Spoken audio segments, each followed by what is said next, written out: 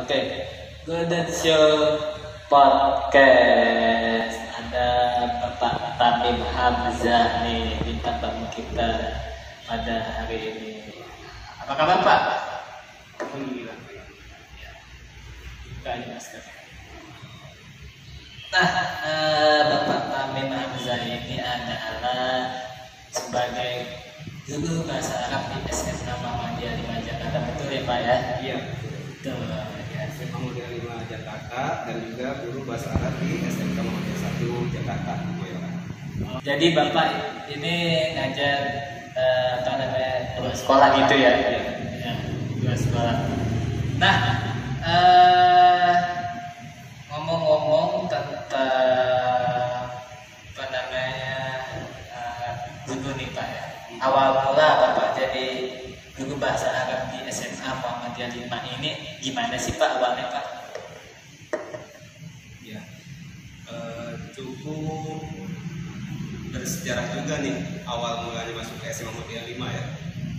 Karena SMA Muhammadiyah 5 itu identiknya dengan sebuah sekolah di kawasan menengah ke atas. Ya, jadi Bapak juga beruntung bisa masuk ke sini karena di sini cara mengajar Bapak maupun semua perangkat yang Bapak siapkan untuk mengajar itu benar-benar ada inovasi, perkembangan dan kemajuan dari segi perangkat dan yang harus disiapkan. Dan alhamdulillah bisa masuk sini. Ketika itu ada sebuah tawaran lowongan dari teman Bapak juga yang sebelumnya udah di sini, yaitu guru BK. Siapa? Pak Tris. Pak Tris. Pak Sutrisno. Pak Tris. Kemudian pada saat itu memberitahukan, menginformasikan ke Bapak ada lowongan nih guru bahasa Arab. Alhamdulillah, karena pada saat itu Bapak juga sedang mencari tempat atau sekolah SMA yang bisa melanjutkan program sertifikasi Bapak sebagai guru bahasa Arab. Ya, karena Bapak sudah mempunyai sertifikat bahasa Arab pada saat itu di SMK bahasa Arab, sertifikatnya pada saat itu sudah tidak berlaku lagi, dan alhamdulillah bisa masuk ke sini pada tahun 2018. Masuk baru ya, 2 tahun yang lalu gitu Ya, Rashad pada saat itu kelas 10 pas baru masuk, ya. Bapak juga masuk juga Ya, nah itu Bapak iya. awal mula masuk ke sini dengan bantuan Pak Tris, kemudian interview, wawancara bersama kepala sekolah, langsung Pak Muhammad Ridwan SPDI, dan pada saat itu Bapak diterima. Alhamdulillah. Diterima, dan setelah itu Bapak ya bersyukur sajalah bisa mengembangkan semua dari segi metode cara mengajar Bapak di sini. Ada suatu pengalaman pelajaran yang sangat berharga. Ya. Nah, kan di sini kan jadi guru bahasa Arab. Nah, kata Bapak di SMK Muhammadiyah 1 ya Pak ya? Itu ngajar bahasa Arab juga? Pertama. Oh, iya. Nah,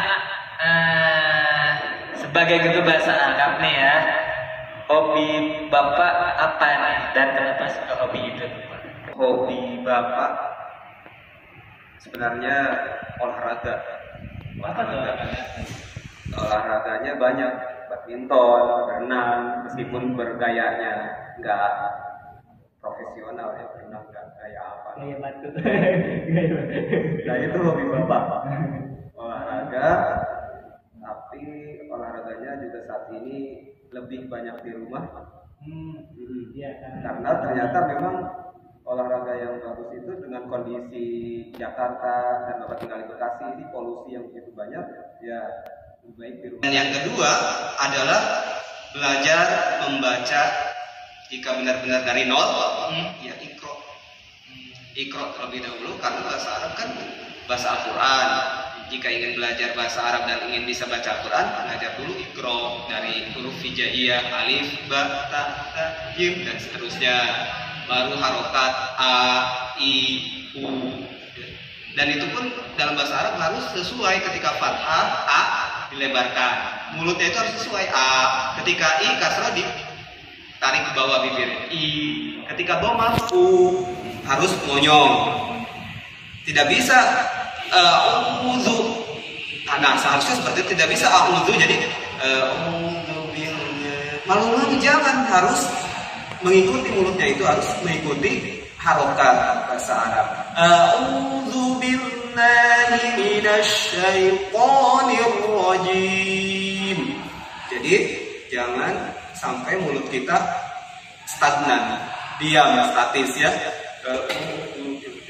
Jadi benar-benar harus bergerak. Itu yang pertama apa tadi? Niat, niat dan tekadkan pasti bisa. Yang kedua, belajar iqra. Ya. Yang ketiga itu bergaul dengan orang-orang Arab. Bergaul dengan orang-orang Arab, insya Allah bisa. Bukan hanya bisa baca, tapi kalam pun, berbicara pun, wah oke. Assalamualaikum, waalaikumsalam. Kan setiap hari kalau bergaul dengan orang Arab, dengarnya bahasa Arab. Coba orang yang lahir di Arab jago kan? Iya, langsung. Karena bergaul di lingkungan Arab. Nah, sama dengan kita belajar bahasa Inggris. Ada lingkungan kampung Inggris. Oh iya. Nah, itu kampung Inggris, keren ya. Kenapa sih kita gengsi bisa bahasa Arab? Kita justru harus bangga, ya. Jangan bahasa Inggris doang yang bangga. Bisa bahasa Inggris, how are you, fine, thank you. Tapi bahasa Arab tuh bangga. Kita bisa assalamualaikum aja udah syukur. Kita praktekkan, sebarkan salam. Ya. Nah, itu pentingnya belajar bahasa Arab. Cukup? Ya. Akan nih di lingkungannya kurang memadai gitu. Misalkan di lingkungannya kata-kata orang bukan ngomong bahasa Arab, itu gimana tuh Pak? Ya. Jadi itulah kendalanya. Ya. Kendalanya. Kalau kita ingin jago bercakap, berbincang, berkomunikasi dengan bahasa Arab, tetapi di lingkungan tidak mendukung. Kalau misalkan keluarga juga mendukung, ayah, ibu, yuk kita belajar bahasa Arab yuk, ayo. Sedikit-sedikit sabahul khair, ya, sabahul nur, sedikit-sedikit itu akan cepat. Ya, sama seperti Bapak belum pernah ke Arab kan? Iya. Tapi Bapak pernah belajar bahasa Arab di lingkungan yang komunikasinya wajib berbahasa Arab. Itu pernah setahun di Libya. Gurunya bahasa orang Arab, Sudan, Mesir, Maroko. Ya. Jadi itulah pengaruh lingkungan besar. Selain niat, terus belajar membaca, juga lingkungan pun berpengaruh besar. Berarti yang paling terpenting itu lingkungan ya Pak ya. Kenapa nih Pak lebih memilih menjadi guru bahasa Arab Pak dibanding guru bahasa lain, bisa bahasa Indonesia, bahasa Inggris atau guru lain lah di mata pelajaran lain? Kenapa Bapak lebih memilih untuk menjadi guru bahasa Arab itu Pak? Masya Allah, luar biasa nih pertanyaannya. Jadi bahasa Arab itu maaf banget ya. Bapak menganggap bahasa Arab itu kecil, menganggap bahasa Arab itu dulunya nggak terlalu penting, ya. Karena Bapak sekolah lingkungan yang notabene banyak bahasa Arabnya, udah bosan lah banyak bahasa Arabnya. Kita tinggal sekolah ibtidaiyah selama 6 tahun, kemudian pesantren 7 tahun, semua belajar bahasa Arab. Jadi Bapak anggap lulus SMA masa iya sih saya harus ngambil bahasa Arab lagi, udah yang lain aja. Jadi Bapak akhirnya mengambil S1 melalui tes dulu UMPTN ya, SNPTN itu kan UMPTN dulu. Jadi mengikuti tes UMPTN ingin mengambil bahasa Inggris, sok banget. Lulusan pesantren ingin mengambil bahasa Inggris, terus ngambilnya keren lagi di UI, UI sama di UNJ. Sombong banget. Ya, sombong amat. Tetap. Nah, itulah qadarullah ya, semuanya takdir Allah. Karena Bapak terlalu menyepelekan bahasa Arab, di tes akhirnya UMPTN bahasa Inggris tidak lolos, baik UI atau UNJ, karena Bapak kan backgroundnya pesantren, dengan notabene banyak pelajaran-pelajaran agama. Sementara Bapak pelajaran umumnya tidak banyak, belum kompeten di berbagai pelajaran-pelajaran umum, pengen ngambil bahasa Inggris kan bertolak belakang. Kalau Rasad kan ikut kursus-kursus juga kan ya, di bimbingan belajar gimana gitu. Ada tambahannya. Tapi kan Bapak di pesantren nggak ada. Jadi sombong. Jadi pertamanya itu sombong, ingin ngambil bahasa Inggris. Tapi ternyata setahun kemudian setelah kita cari-cari nggak dapat, akhirnya ke Libya juga nggak dapat, yang masuk tes di Utsman bin Affan, Mahad Utsman bin Affan di Cipayung. Ya udah akhirnya bahasa Arab lagi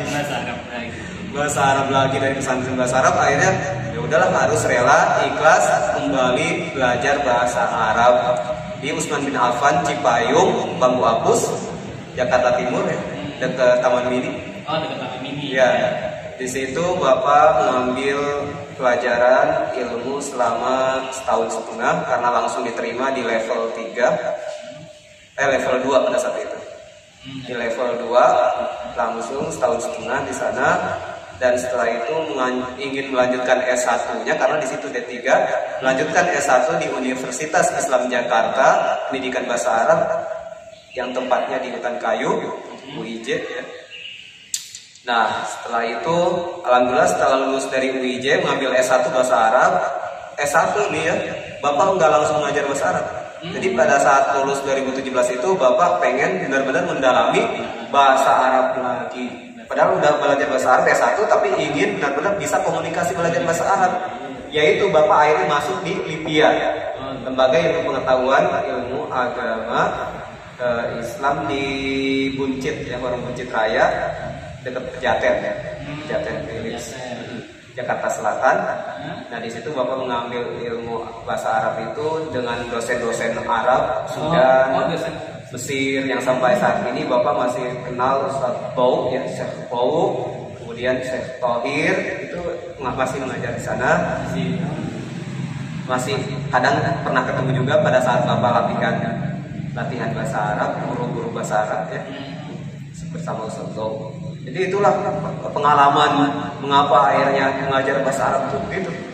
Sejarahnya. Ternyata qadarullah ya, dengan takdir Allah, bahasa Arab itu penting sekali. Dan Bapak beruntung, sangat merasa beruntung sebagai guru bahasa Arab. Insya Allah guru bahasa Arab itu ya bisa mengalir, ilmunya bisa mengalir kepada murid-muridnya, sehingga mudah-mudahan amal Bapak pun mengalir. Amin. Dan sudah diajarkan bahasa Arab. Karena bahasa Arab itu bahasa surga, bahasa Al-Quran. Bapak bukan menyepelekan bahasa-bahasa yang lain, dan Bapak juga bersyukur bisa bahasa Inggris. Gak tahu aktif apa pasif. Bahasa Indonesia paling bahasa ibu ya. Yang pertama bahasa Indonesia, dan sedikit-sedikit juga pengen bisa bahasa Korea, bahasa Jepang, bahasa Cina juga pernah setahun belajar bahasa Cina. Jadi jangan menyepelekan bahasa, penting sekali semua bahasa itu untuk komunikasi kita kemana saja di dunia ini.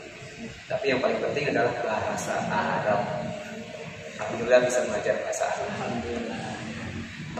Karena itu ya, bahasa Arab pada bahasa surga ya Pak ya. Selama menjadi guru bahasa Arab pasti ada pengalamannya dong ya Pak ya. Nah, pengalaman senang dan sedih ketika menjadi guru bahasa Arab di SMA Muhammadiyah 5 ini apa nih Pak kira-kira nih Pak? Di SMA Muhammadiyah 5 ya. Pengalaman sedihnya, bahagia dulu apa sedih dulu?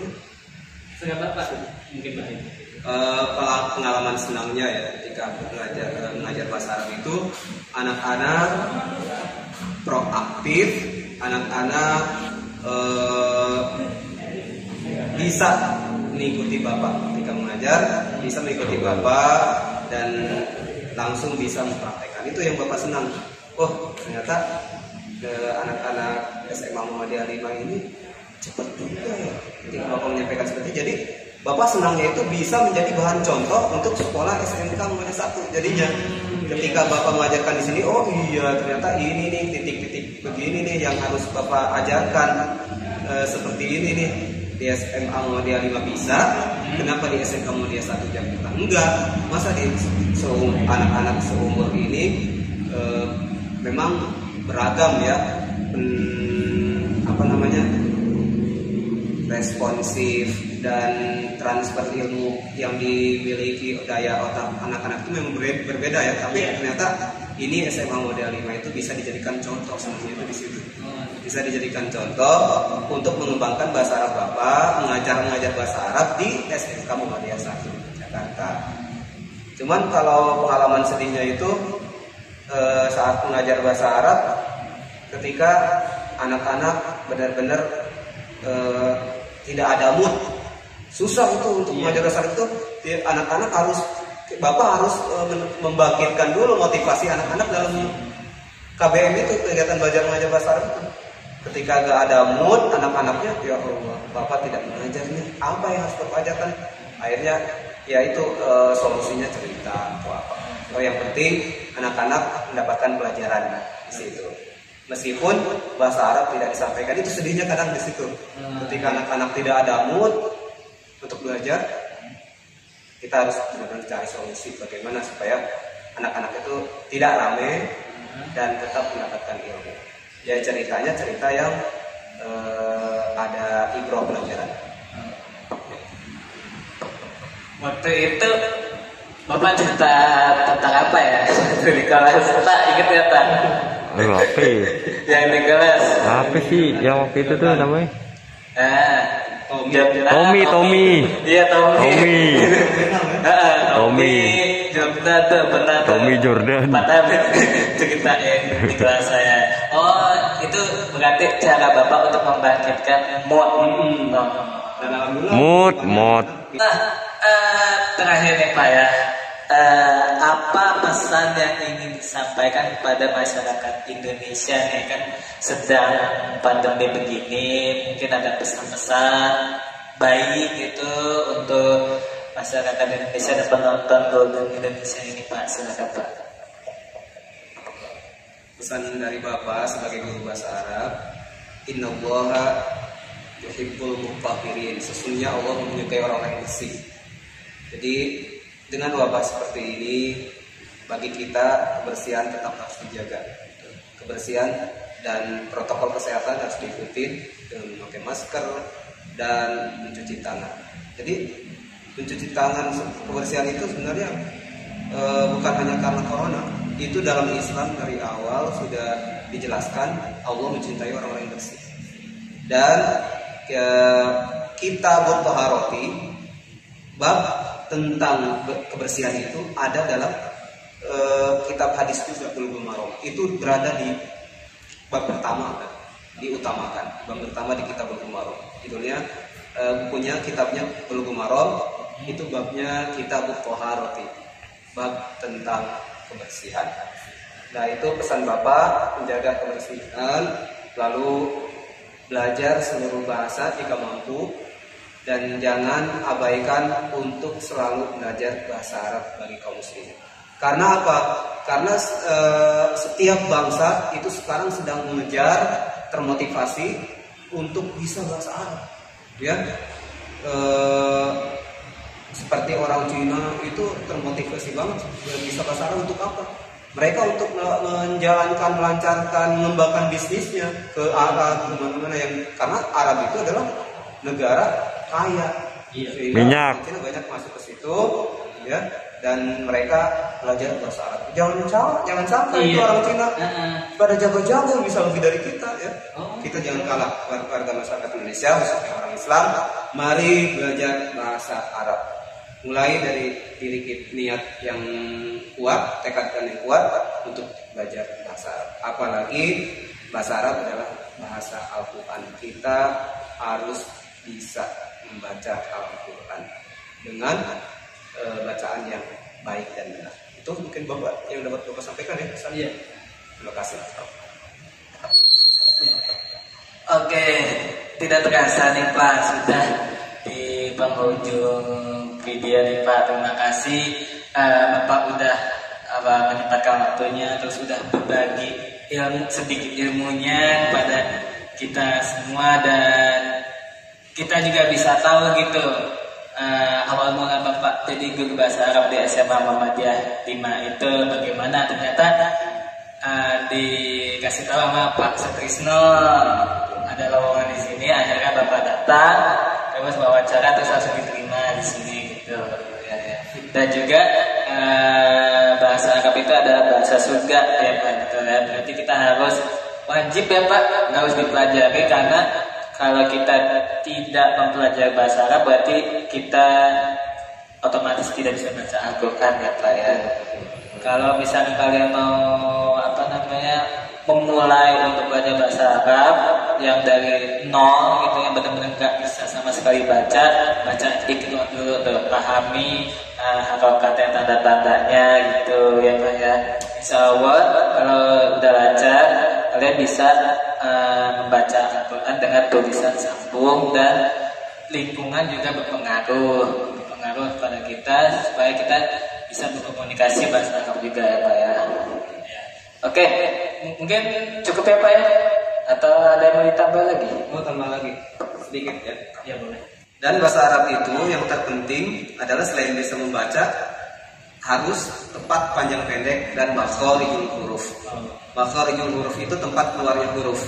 Jadi ketika kita mengucapkan Assalamualaikum harus benar-benar tepat makharijul hurufnya, tempat keluar hurufnya. Karena bisa kalau kita berubah makharijul huruf, tempat keluarnya huruf itu satu kata, satu huruf saja itu akan merubah arti. Fatal. Ya, itu. Oke, terima kasih atas tambahannya, dan cukup sekian Indonesia Podcast pada hari ini. Mudah-mudahan bisa bermanfaat untuk kalian semua, dan sampai jumpa di video Indonesia Podcast selanjutnya. Assalamualaikum warahmatullahi wabarakatuh.